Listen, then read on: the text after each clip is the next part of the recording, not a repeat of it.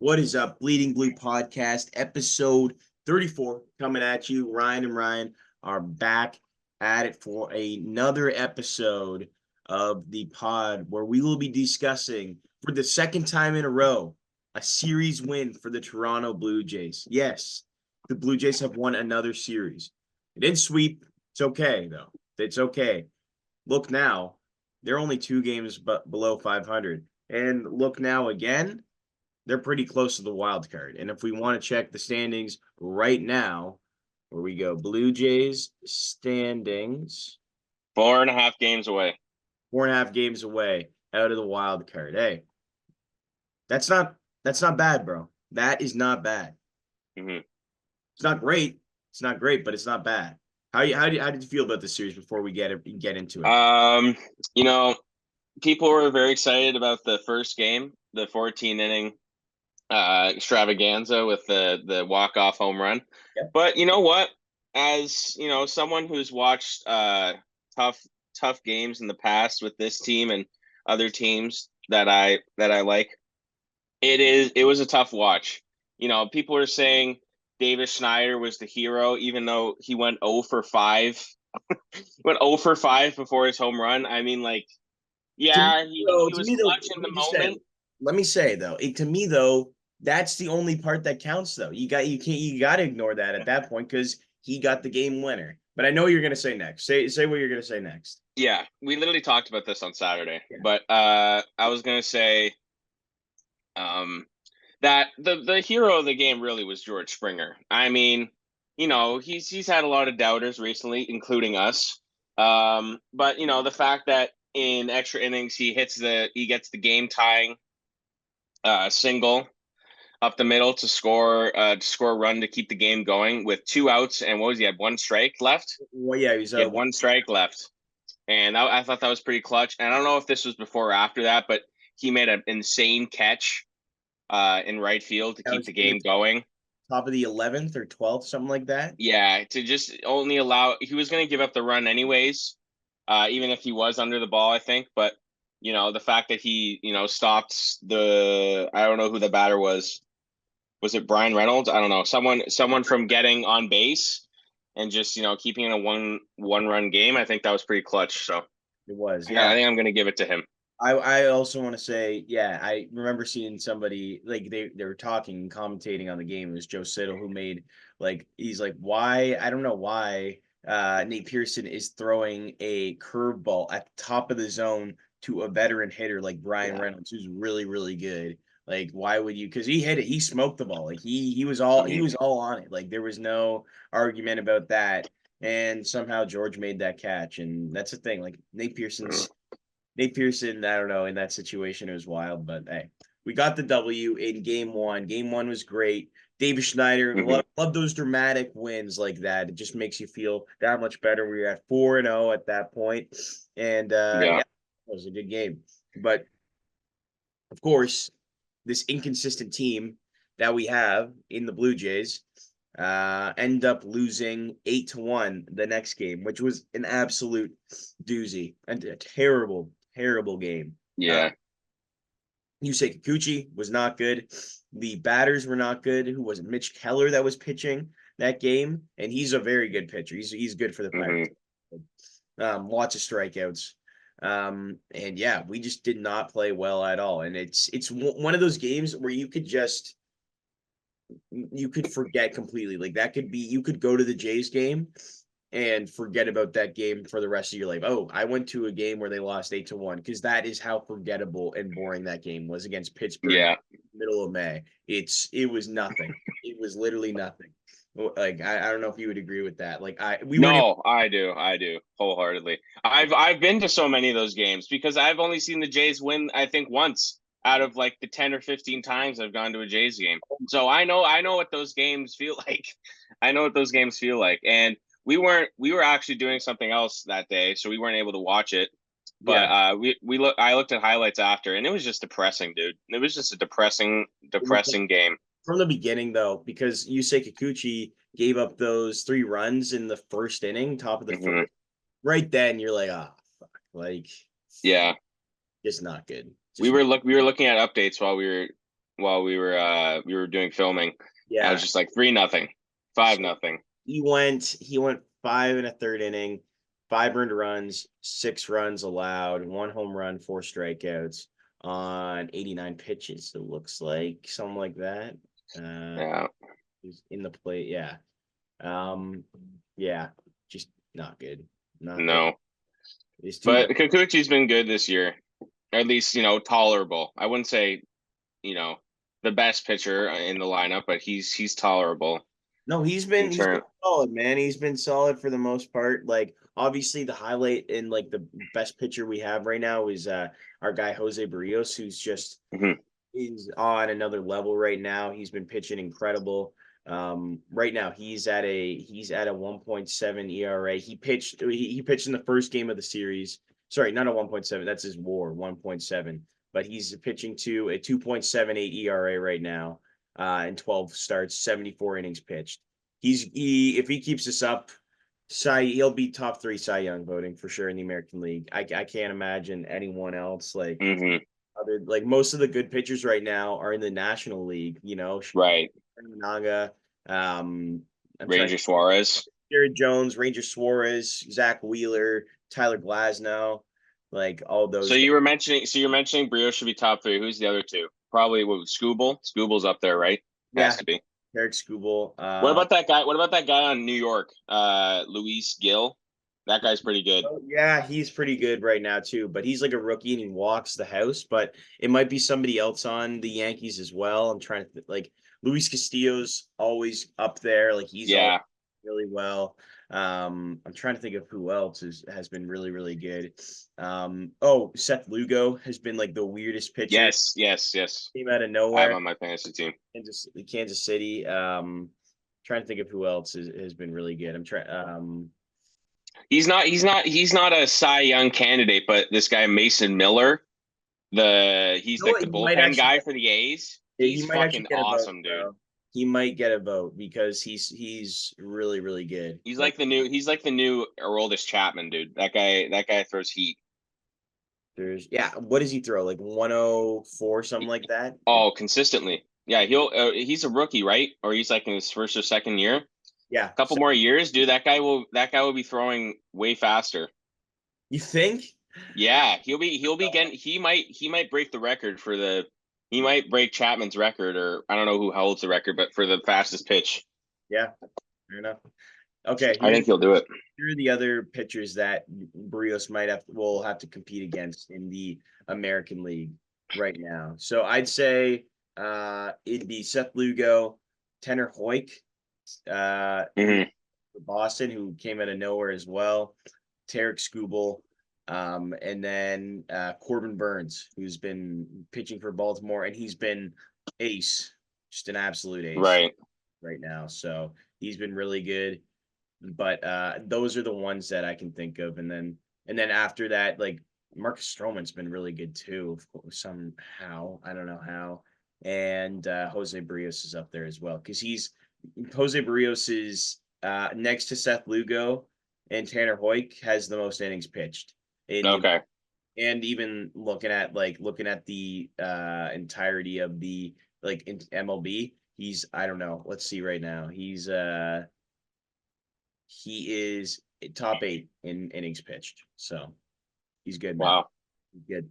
But yeah, no. So it's that was a good game. Barrios is pitching. If he keeps this up, he's gonna be in that Cy Young race. Kikuchi, not good. And in game 3, I don't know what the fuck is going on with our guy Chris Bassitt. It was not good. He did not Yeah. that game at all. Somehow he got through it. He got through 5 innings, 3 earned runs. After that 2 run with double by Rowdy Telez, I was just about to like cry over and turn into a ball. Like I was so sad. I was like, fuck, I know we're losing this now. We're gonna fucking lose a series to the Pittsburgh Pirates. This sucks. Rowdy Telez, who's hitting 177. This is embarrassing. Just embarrassing. Yeah. But yeah, did you watch? Revenge tour for Rowdy Telez. Yeah, man. He was the only guy that got runs. Yeah. But yeah, did you watch that game? What? Yesterday's game? Yeah. Yeah, I went back and forth. Yeah. It was good. It was a good Yeah. game. It was Daniel Vogelback, man. That Yeah, guy. he's coming alive now, man. He's coming alive. What did I say? What You did should I? have got you should have I got never doubted Vogelback's him. jersey. Huh? You should have Oh got Vogelback's jersey. You know what? I thought about it because I was like, Vogelback's got to be cheaper than a Guerrero jersey. Like, and then No, they're, it's all the same, dude. It's all the same. I know. Well, like, I mean, if they have like Tapia jerseys still at the Rogers Center. By the way, No, they don't. it's everyone who's watching on the YouTube, cop the new City Connect jersey. Absolute fire. Whoever thinks it's not, fuck you. Yeah, take a guess at how much that costs, everyone. $100. It was cheap. Yeah, totally. Yeah. Yeah, add another 150. And that's how much that weak ass Worth it, jersey bro. This costed. thing is history in the making right here. This beautiful jersey. This is Yeah, but the quality of it is fucking garbage. shut the fuck up. It's horrible. Like if it was last year's jersey quality, then maybe it's worth 250, but not this year.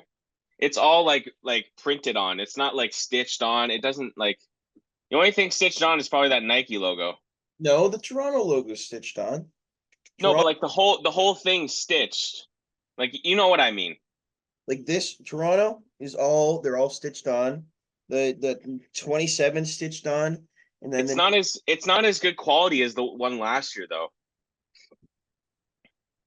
yeah, Like the numbers aren't bigger.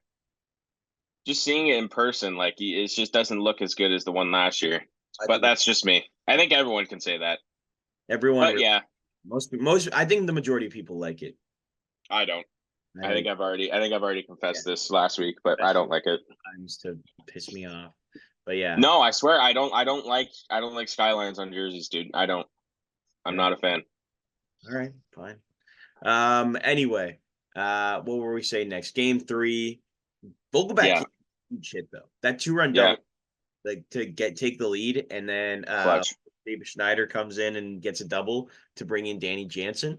I can't say enough, man. Like that was really really good. That was Hmm.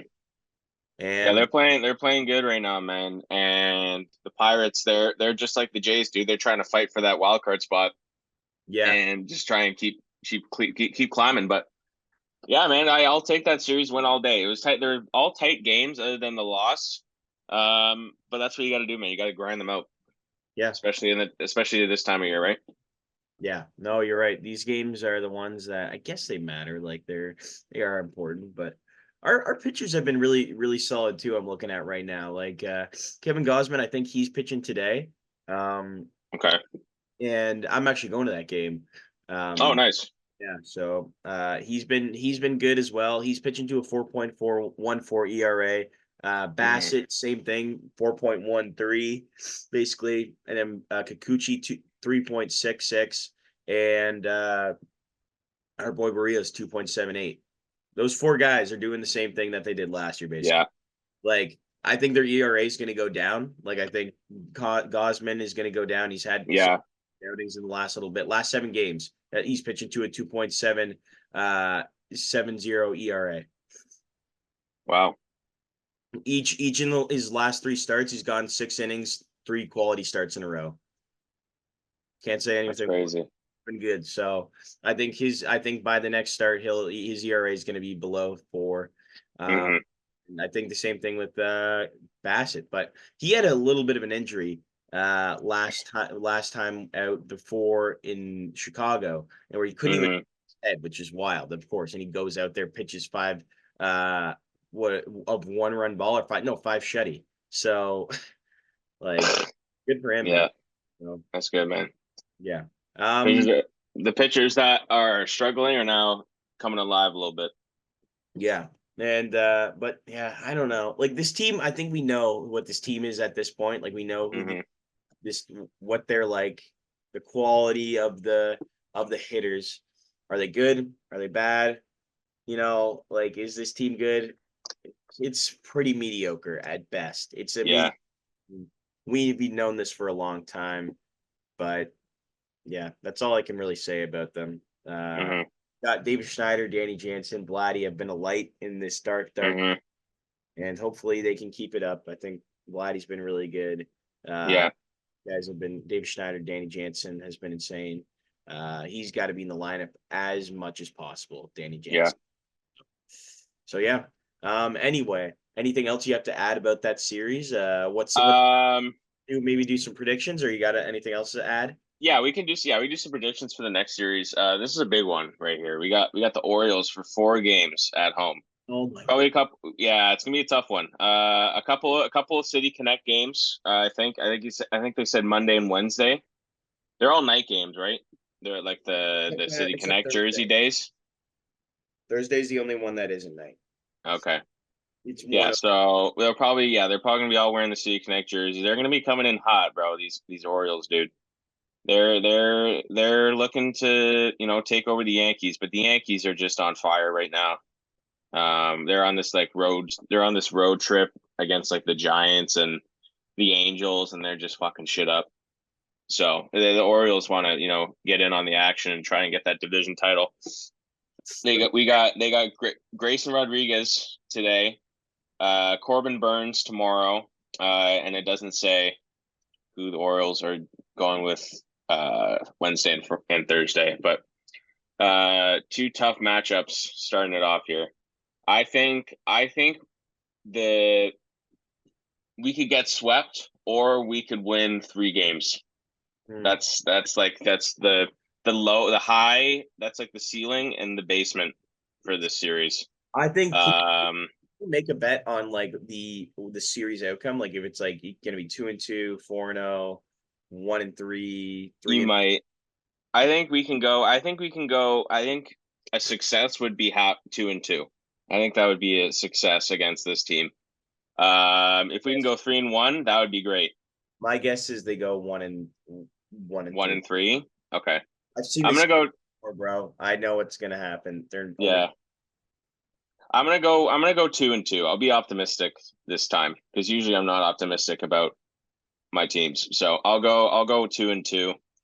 I think, since you're going to the game, you're kind of like their good luck charm because you're like whenever you go, they always win. So I think they'll probably they'll probably win tonight. yeah. Because they're coming off a couple of series wins. I think they'll win tonight, and then a couple of games. I don't know about these 2 games coming up, especially with Corbin Burns. I don't know isn't it going to be Bowden Francis pitching tomorrow Um, because Manoah's injured let's take a look. because he's coming back, right? We don't know. Francis is It'll coming probably back. be Bowden. Yeah, Bowden Yeah, Francis. that's probably going to be a loss. That's probably going to be a loss. The Brios game, I'm not sure about. Kikuchi, that's probably a loss. So I think, yeah, the Brios and Gosman game are probably our only chances of winning. And then the other two, I don't know. We'll see. We're gonna have to out hit the Orioles, which is probably impossible for this team. So I'm just gonna be optimistic and say 2-2. But you say 1-3, right?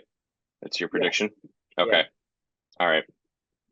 All right. Well, that's what I have to say. Like, uh, Okay. it's pretty rough, man. But 1 and yeah, 1 and 2. That's how it's gonna be. I hope Yeah, it. I would love for them to go 3-1. 2-2 would even be in. I'd love that too. But that's right. Yeah, 2-2 would be a win, dude. they're a good team. They're just a better team. So, but yeah, that's what I have to say about that. Anyway, let's move on and discuss some hockey. Some hockey. Holy Yeah, cow, the Edmonton Oilers are going to the Stanley Cup Finals. When was the last time it's Montreal Canadiens when they? yeah. That fluke fest, that was ridiculous. I don't know how the fuck they made it. It's because of Carey Price, dude. Every time, every time the Canadians make it to have made it to the final, like the past, like what 3 or 4 times, is because of their goalie. That's the reason Oh, why. I Carey Price. That's why I picked Patrick Waugh because that motherfucker. When you talk about those No, I Canadians know, dude. I teams, know. It's like when you basketball. talk, He was when against Tampa Bay. Like he was the reason that like when he was playing for Tampa Bay, or he still is. But like in the what was it? Whatever year they won, he won the MVP that year for the playoffs, right? And he who are was you talking about again? Sorry. Vasilevsky. Oh, Vasilevsky. No. You can name. He was good. Like he was obviously incredible. But you can name the forwards and the defensemen on that team You're if right. you're a regular hockey fan. Like when you talk about the '93 Canadians, you can't, like, the average hockey fan can't think of the forwards and defensemen on that team. They only think of Patrick Waugh. Yeah. That's because that's how fucking good he was, right? Same with Carey Price in 2021. The average hockey fan only thinks of Carey Price on that team. Yeah. Maybe Cole Caulfield, maybe because he was a rookie that year, so they kind of, knew about him. But no, no one thought the Canadians would make it that year. They, like, even after the three, like, let's not get into that. But let's talk about the Oilers, dude. The Oilers. I watched that game last night against the Stars. I thought before this series, the Stars were going to run them over because the Stars had the two hardest teams to play against in the Yeah. first two rounds, Vegas and Colorado. I thought, the Oilers were just a little bit sleazier. Like they focused on their power play more than the other teams and, like, relied on it more. So I thought the Stars would just destroy them. Like, I thought it'd be like 5 or 6 games for the Stars. But I'm looking at this Oilers team, man. They're gritty, dude. I think the Stars were kind of too soft because, their game plan going into the series, I heard from, like, Kevin Bieksa, all those guys on CBC. They were saying, like, they wanted to avoid getting penalties, Yeah. and because the Oilers power play is insane, so they didn't want to give them those opportunities. But I think that kind of led them to being more soft, you know, as a team, and not, like, getting physical enough. And Yeah. that's how the Oilers took advantage of that. And it also helps that the Oilers penalty kill. They're on a playoff record. I think it's 28 straight kills on the penalty kill, like 28 straight, Yeah. They've which been. is very impressive for that doesn't get talked about enough Yeah. because they're mainly talking about their power play and how strong it is and how good it is with McDavid, Draisaitl, Hyman, Nugent Hopkins has showed up a couple times this series. Obviously Bouchard's an insane defenseman you could have on the power play, but the penalty kill is just as good, if not better. Like, just the fact that they can, kill off the Stars who have amazing talent, I think that's incredible. So hopefully that continues in the final. I'm very excited because, leading into this, I had mixed opinions about this final because the Panthers are a really strong team. I don't know if you were watching the Rangers Panthers series, but I felt like it was kind of like with the Oilers too, about how, like, the Stars just couldn't score, kind of like how the Rangers couldn't score because whenever Barkov was on the ice, he would just shut down their star players like Panarin and Zibanejad and Kreider, because those guys, they couldn't get a point until game 5. They Yeah. all three of those guys, they didn't have a point until game 5. So I thought that was pretty crazy that, because Barkov, he's on the ice for the whole time when they're on the ice. So I thought that was pretty incredible. Just puts him, just shows how good of a defensive forward he is. This is going to be a very tough series. I think this is going to be a lot of back and forth. Like, home advantage is going to help the Oilers a lot here because the Panthers, their fan base isn't as strong as Edmonton is. Just because Florida is not a hockey town. They're more football oriented and baseball oriented. But I think Yeah. Barely baseball. yeah, I know, but I think Florida, like, the Stanley Cup final down there, is going to be tough for the Oilers. I'm looking at the past, even though this doesn't matter at all. I'm just looking at the regular season series, like how the Panthers played the Oilers. The Panthers destroyed them both times, beating them 5-3, 5-1. And I don't know. It's gonna be a tough. It's gonna be a tough series. I'm gonna go with. If Edmonton can get one in Florida, I think they have a good chance of winning. If they don't, if Florida goes 2-0 at home, I think the series is over Yeah. because Florida is such a strong team away, and they don't give a shit about the fans, right? Because they played Boston, they played New York in one of the toughest stadiums in the league, and they don't give a shit, right? Yeah. So I don't know. They can play against those. I think Panthers take it in 6. I think they take it in 6. It's going to be so close, man. I think it could be 7-2. If Edmonton wins it, it'll go 7. Yeah, But if the Panthers win it, it'll probably go 6. for me, yeah. Like I agree with you. Like I want Edmonton to win. I want Hmm. to win badly. Like most Canadians, like I would say there's like they have a ton of Canadians on their team. They're a Canadian team first as well. And you just want them to win. That's the way it goes. And I think I just think Florida's a better team though. They were really good this year, regular season, and they took their ability to score and be a great team in the regular season into the playoffs completely. Like they've been the exact same team, nothing changed, and yeah, I don't know what else to say. They're just a better team. Yeah. I just because I feel like this is just like last year with Florida, they made it to the final, right? I think they're just that team, but better because they got who did they pick up this trade deadline? They got Tarasenko from the Rangers, who's won it before, and he has the playoff experience, and he's shown that he's played great. He's playing on the third line, and he looks incredible. Um, they've brought in. I'm trying to think of other people who they brought in. Um, shit. They also have Ekman Larson, I think, on defense, and he's sneaky good. Like he used to be talked about a lot, and he's kind of like fell off a bit, but he's playing great as well. Um, I don't know, dude. It's gonna be really tight, but I hope Edmonton wins, but I think Florida's just a bit more a better improvement on defense other than the penalty kill. But I think I it's so tough, man. I Yeah. just hope for McDavid's sake because that guy's been through the ringer for what is it? This is his 9th year, and this is his first time making it with the amount of talent he has. Yeah. So I don't know. I just hope for McDavid's sake that they can win. But I think Florida's just too strong, and Bobrovsky's probably gonna shut that team down. I don't know. And if Florida wins, who do you have as the Conn Smythe winner? I don't know. I probably couldn't tell. If Florida wins, I don't know who's been their best player. Like I haven't been. Probably Bobrovsky. Yeah. Bobrovsky, like yeah. I'm trying to think of anyone else. Like though there's no forward on that team that's like scoring like the Oilers are. Oh well, with the Maybe Kachuk, but like or Reinhardt. Those are like the only two forwards that I'm thinking about. But like if it's Edmonton that wins, it'll either be McDavid or Draisaitl. That's probably a toss up.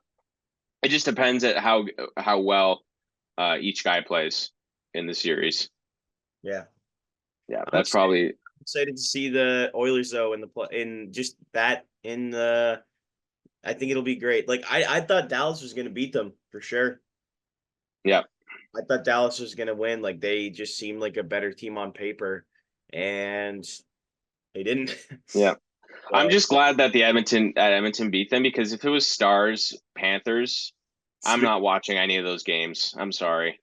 yes. They're two of the most boring. I'm not saying the Stars are boring, but like compared to Edmonton or the Rangers, like Oilers Rangers would have been insane. That would have been like an insane final because both those teams haven't won a cup in like over 30 years.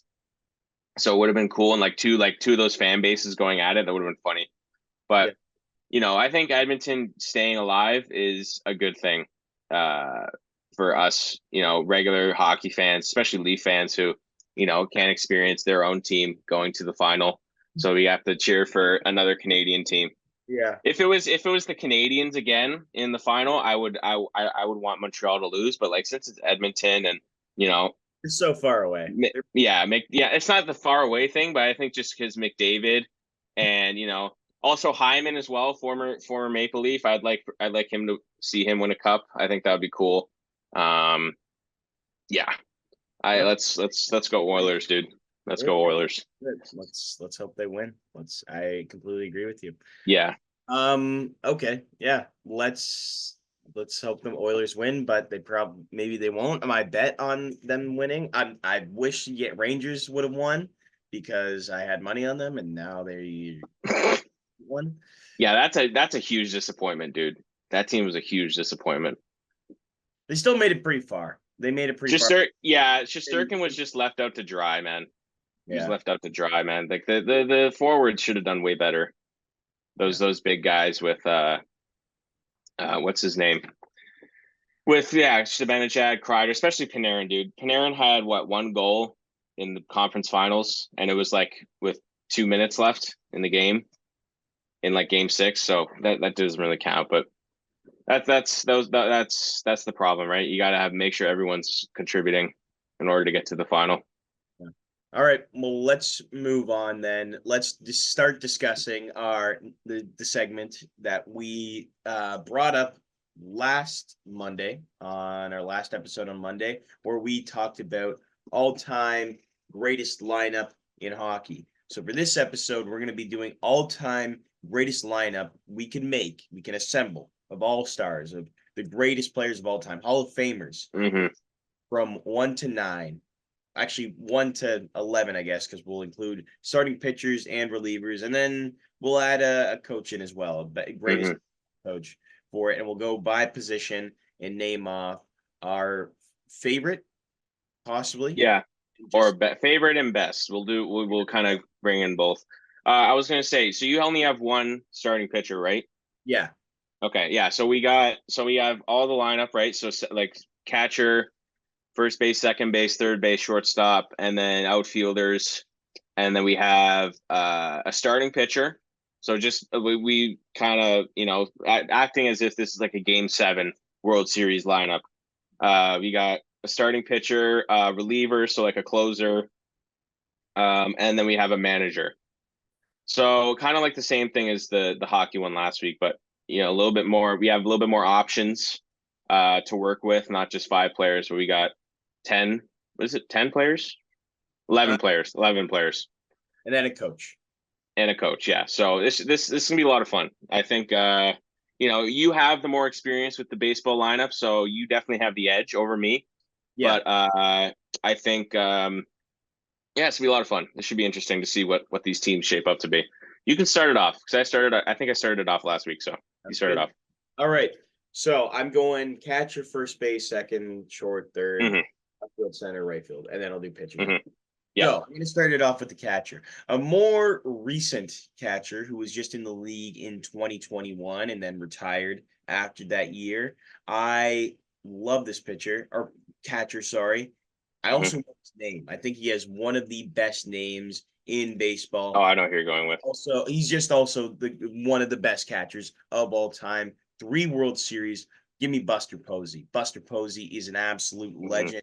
Great defensive catcher, great leader, led in a Mm-hmm. squad with Tim Lincecum, Matt Cain, Madison Bumgarner, Johnny Cueto. Mm-hmm. And he led them to 3 World Series, being the captain of that team. Buster Posey, 302 average, career average, and Wow. just an absolute lights out guy. He's WAR. He's a very, very valuable player. In Yeah. what 12 seasons, 44.8 WAR. Always being at times, since it's so hard to hit home runs there. Like he led the team in home runs a couple of seasons in a row with like Mm-hmm. 4 and 22. That's wild, dude. Your catcher Well, leading you in home runs. but it's so hard to hit home runs there, like because the wind and Yeah. the stadium's so giant. Like, yeah. Right. Anyway, yeah, Buster Posey catcher. Mm-hmm. First baseman, man that retired last year, Miguel Cabrera. I'm going with Wow. legend, All four right. time. We got a 4 time batting champion, the Triple Mm-hmm. Crown, one of the Triple Crown winner. Yeah. do in baseball. Played with the Marlins and the Detroit Tigers. Had his best years 100% with the Tigers, and just an absolute beast up until Mm-hmm. a few years ago when he started to get a little bit more chunky and get a little bit up there in age. But he was a legend, man. He was a legend.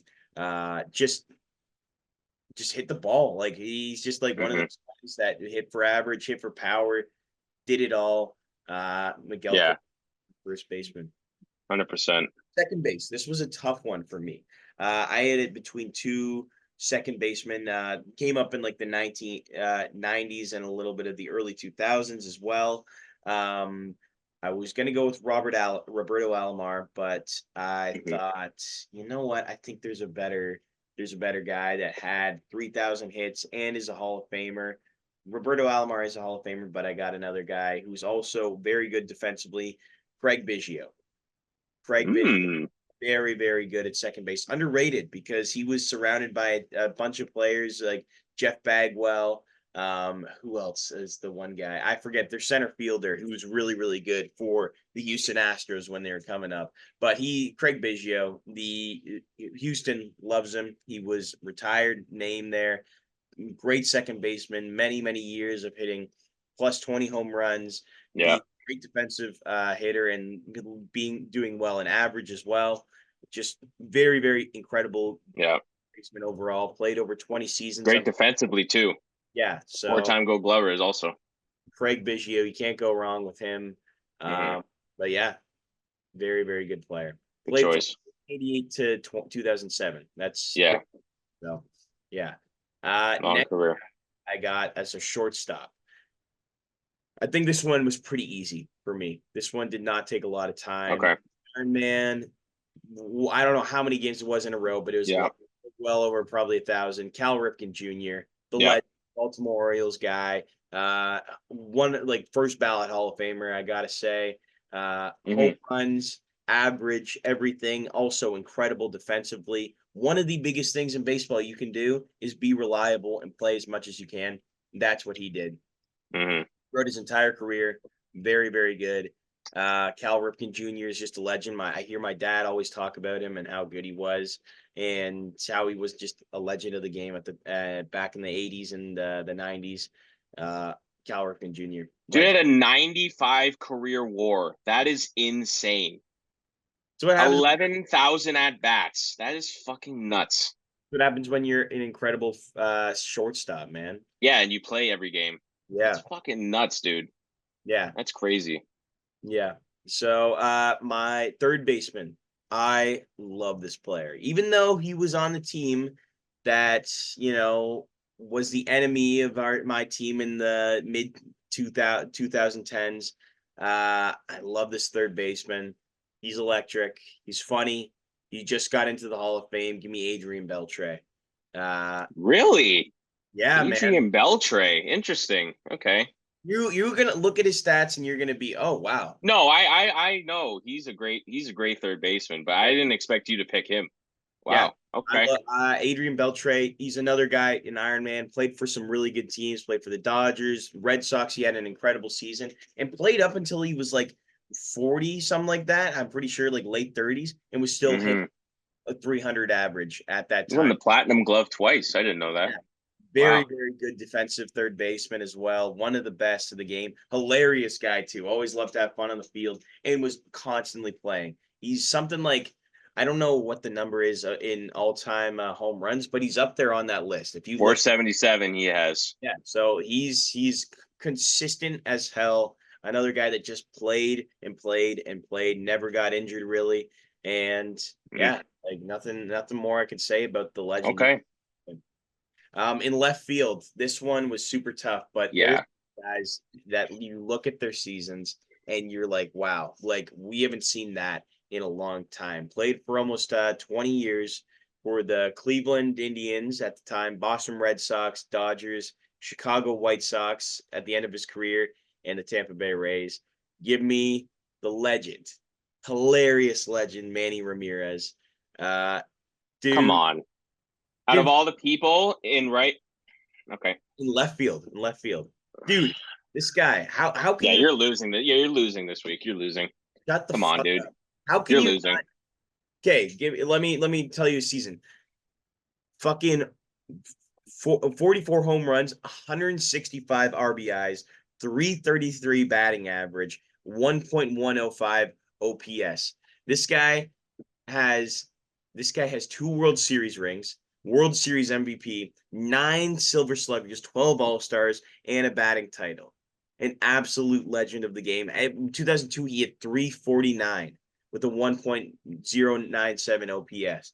Great, great, great left field too. Had some insane plays too, like being a third person cutoff man on Johnny Damon's throw and high five to fan. Took a piss in the Green Monster while there was a pitching change. Hilarious, clutch as fuck too. Just absolutely clutch player. Manny Ramirez, legend of the game. You can't say anything about him. Like he's so good, bro. Okay. Center fielder, an old guy.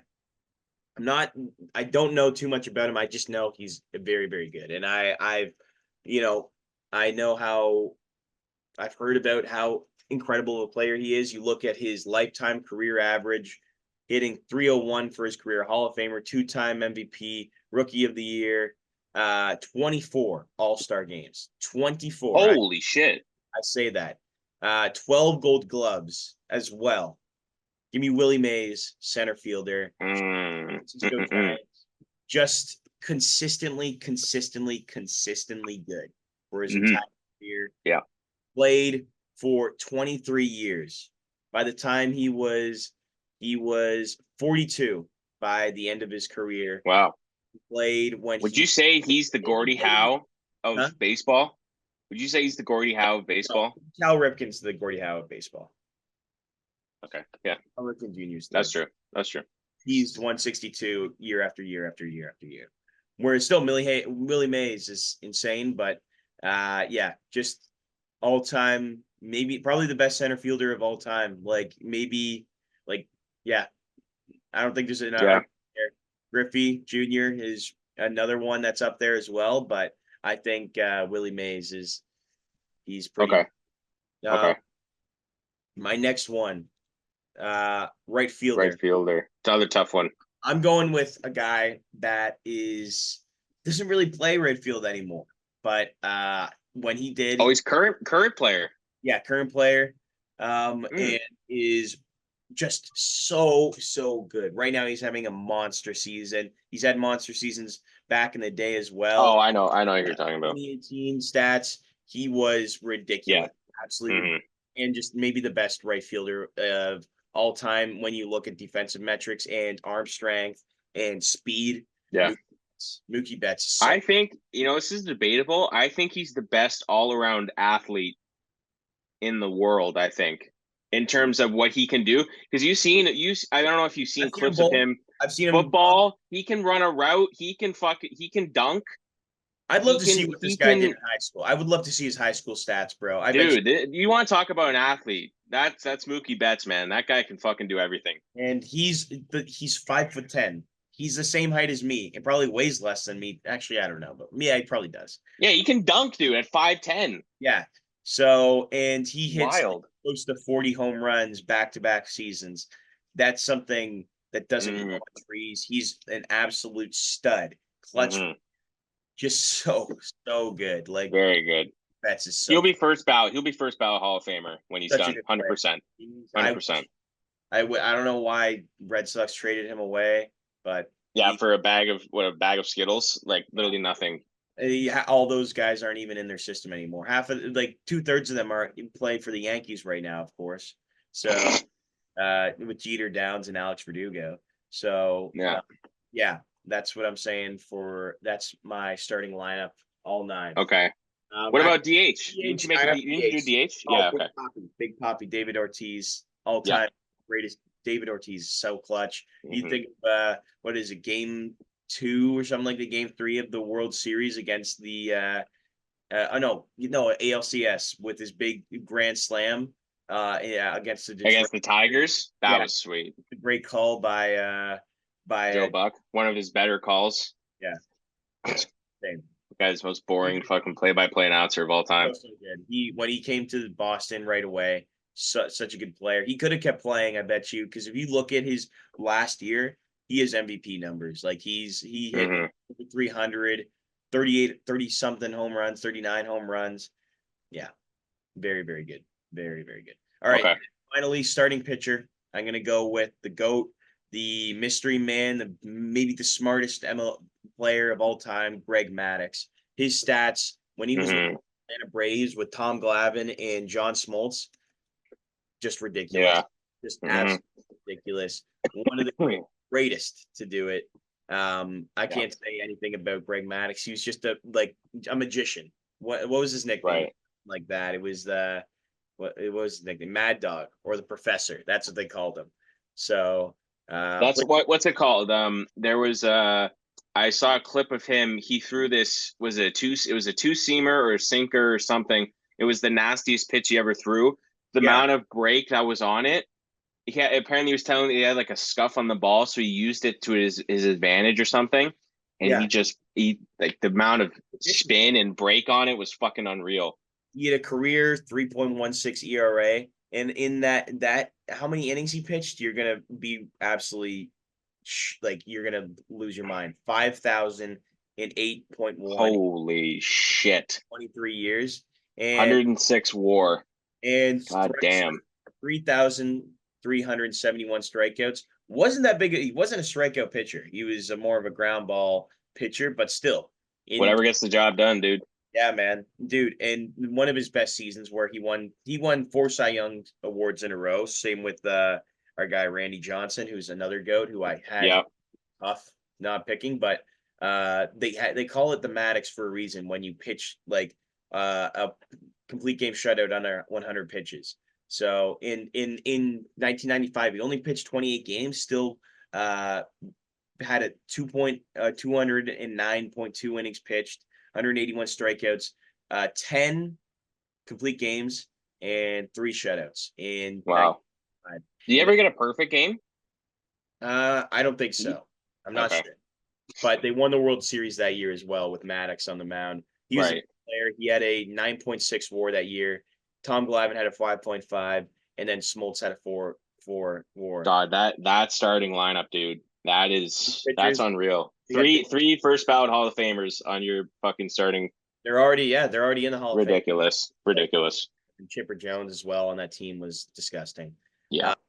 Finally, I think it's so easy for the relief pitcher. Yeah. I'm gonna Mariano Rivera. Yeah. Saves that cutter ridiculous. Just like Yeah. man, the goat. I can't say enough about him. However, I did add. I wanted to mention a guy who played for the Jays, Tom Henke, in the '90s. Yeah. Mm-hmm. Was an absolute dog, and I just had to mention him. But I think Was Mario. he part of those World Series teams? Yep, he was Tom part Henke? Yeah. just Yeah. just the one, 1992. But Okay. Okay. still, and playoffs as well in 1991. Dirty fastball that guy had. Dirty. So you can't say enough. When they needed a guy in the bullpen to pitch and get out of a tough situation, Tom Henke was your guy. That's the what's his name? Romano. He needs to look at some of Tom Henke's highlights because oh boy. Yeah.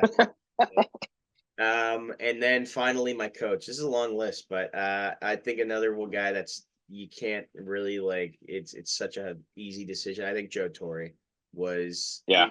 What is 5 World Series or 4 World Series with the Yankees? Yeah. Yankees. Yeah. Okay. Yeah, that you only this is going to be good because we only have one player that's the same. This is gonna be yeah. So I love this. It's perfect. I Okay. guess which one right away, and then you Yeah. could your first choice. Yeah. To talk about. Yeah. I'm gonna say Cal Ripken Jr. Okay. That's not it, but yeah, okay. that's not it. Okay. All right, catcher. I have Mike Piazza. Just an abs. Just guy could fucking hit anywhere on the field. Not as good defensively as Buster Posey, but he can. Dude had how many batting titles? Like, did he have? He had a lot. He had a lot. He didn't have any batting titles. He was 10 times Silver Slugger. There you go. That is his position. Not batting titles. I meant to say best catcher, best hitting catcher. That's what I meant to say. So yeah, Silver Slugger, All-Star MVP, also Rookie of the Year, first ballot Hall of Famer in my opinion. 308 batting average his whole career. Come on. He's right up there with who you mentioned, Buster Posey, in terms of hitting, and not as like I said, not as good defensively, but he had guy more could do it all. for sure and played a lot longer. He's a Hall of Yeah. Famer. All right. First baseman. I was dilly-dallying with Miguel Cabrera. Also, he was up there for me. But I think also just retired recently. Albert Pujols. I think just what is he, third or fourth all time for home runs? Yeah. He has a batting title. Guy had NLCS MVP, 2-time Gold Glove, 2 World Series, 11 All Stars, 6-time Silver Slugger, 3-time Major League Player of the Year. Unreal player. He started off his career in the outfield, but he went back to first baseman. But the guy was, he could play anywhere. That guy's fucking awesome. Give me Pujols at first base. Second baseman, I'm gonna go with your other option. I'm gonna go with the Blue Jay here, my only Blue Jay on the list. Give me Roberto Alomar. I think he is just the guy. Legendary moments. The game, it wasn't the game winning, but the winning run in the ALCS in '92 against the Athletics, that home run. I think that was clutch to get them to their first World Series. This guy's not the best person, in the world, but that guy could play some baseball. So I'm gonna go with him. Let me just tell you the stats here. Over 1,000 RBIs, over almost 500 stolen bases too. We gotta put that into account. 4-time Silver Slugger, could play defensively, 10-time Gold Glove. Guy had it all. I'm gonna go with Alomar at the 2. Shortstop. I have a lot of cheaters on this team. Just letting you know. I have a couple cheaters here, but we're gonna go with Alex Rodriguez at shortstop. The guy was insane despite the roids that he took. But I think the guy was unreal, man. The guy could play defensively. The guy could hit the ball. Incredible on those Yankees teams. And before that, when he played for the Rangers, he was great too. Give me Alex Rodriguez at shortstop. Third baseman. I was not expecting you to pick, because there's so many good third basemen. I was not expecting you to pick Beltre, but he is as looking back to his stats, he is a great third baseman. But I'm going to go with George Brett. I think just his long, kind of like, no, not the oldest player I have on my team, but, I think just you want to talk about a captain as well. Some guy who you want to, if you need someone to punch out someone in a bench brawl, you get George Brett out there. Yeah. Holy crap. Guy could hit homers. Yeah, that guy could hit the ball, man. He was nasty. I think just, played 20 seasons also. 305 batting average, MVP, World Series, Gold Glove, 3-time batting title. The guy literally has every accolade that you can think of in terms of a player. You also need a lefty in the lineup also with this team, so I'm going to go with him. All right, left field. This was I think this was a no-brainer for me. I was very shocked when you picked Manny Ramirez because you have Barry Bonds.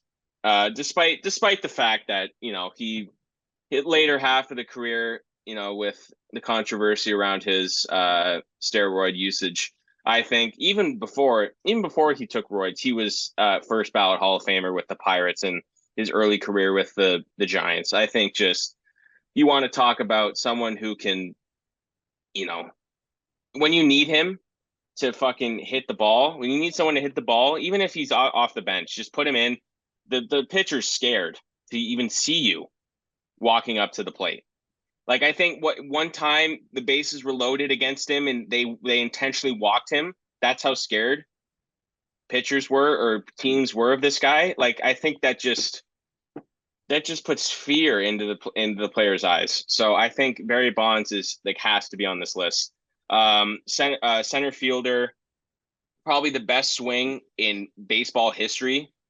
Ken Griffey Jr. I think, guy in that era of, like with the roid era with Sammy Sosa and Mark McGwire, that guy was still keeping pace. Was it the home run battle? Was in '98?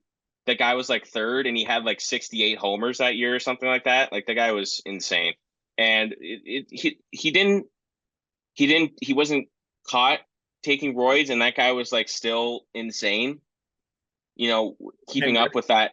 Yeah, keeping up with that those two of McGwire and Sosa in that home run year, I think just speaks volumes of how good the player was. So I'm gonna go with Ken Griffey Jr. center fielder. Right fielder. This was also a tough one for me. You could go with a lot of good players, but I think I'm gonna go with the oldest player on my team. Um, I think just defensively, and for my team, I think you need a contact hitter with all the guys who can hit bombs for you, or take strikeouts. I think Roberto Clemente is the best all around player in the outfield for me in terms of defense. That guy had the craziest arm I think I've ever seen. That guy could fucking throw it miles, dude. That guy, oh my gosh. And Johnny, he hates Clemente, but I love him. Right. That guy, What if John, I don't know. Okay, listen. It's a long story, but he just doesn't like how he has no power. But like you need someone who can just get a hit for you. He might be leading off my team, Clemente. He might be my leadoff guy. dude? Yeah. He's so fucking good in terms of defensively and offensively. That guy could get you a hit anytime. So I'm gonna go with Clemente in right field. DH, I'm going with this is kind of like this is my only player that's my current player. It's my only current player. Give me Shohei Ohtani at DH, baby. You know, you can talk about his pitching, but he's what, top 3 in batting average this year, and he's won back-to-back MVPs. Come on. If Yeah. you need him to pitch, you can put him in after this guy that I'm going to name right now. But Ohtani, unreal player, generational talent, multi-generational talent. No one has seen someone like him before. Starting pitcher, you mentioned his name right after Greg Maddux. Give me Randy Johnson. You know, the guy literally killed a bird when playing a game. I think that ends the debate there. Randy Johnson, Yeah. starting game 7. If you need someone to start a game 7 clutch situation, bring him in, kind of like what Bumgarner did in the World Series of Game 7. Just put him in for a couple innings. You need strikeouts. You need to get out of jams.